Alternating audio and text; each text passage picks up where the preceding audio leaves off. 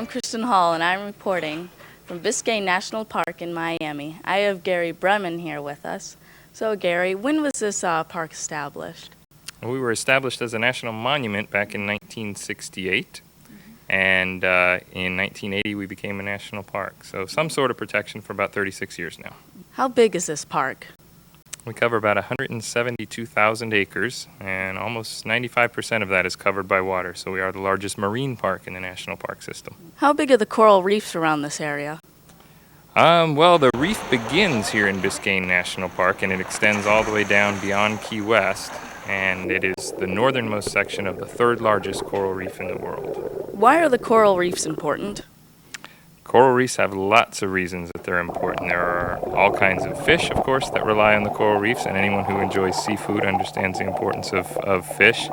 They're amazingly diverse habitats. There are lots of medicines that are coming from the sea.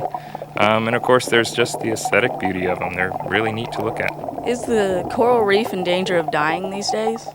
Coral reefs all over the world are having a hard time due to overfishing, pollution, overuse, just lots and lots of visitors. The reefs here in Biscayne National Park tend not to get as much use as the reefs further down on the Keys because we do restrict access with the numbers of people that can be here. So these reefs tend to be healthier than lots of other places. What else besides snorkeling is fun to do here? Lots of people like to camp out on the islands. They like to hike along some of the trails. We have lots of picnicking going on here. Of course, most of the park's covered by water, so everything's water activities.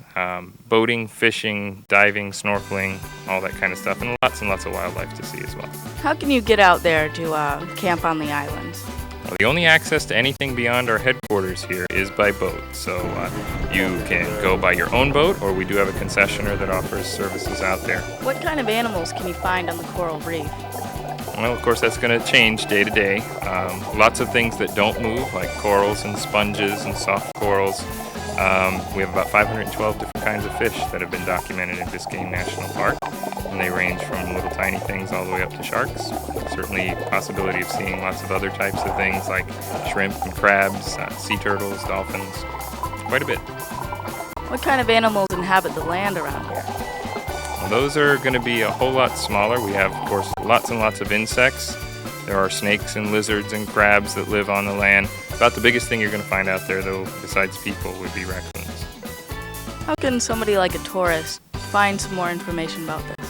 Well, we have a pretty extensive website, and that's at www.nps for National Park Service, .gov for government, /BISC for Biscayne. Our phone number is 305-230-7275, 305-230-PARK. Well, it's been a pleasure talking with you, Gary. You too, Kristen. Thanks for coming out. This is Kristen Hall reporting from Biscayne National Park.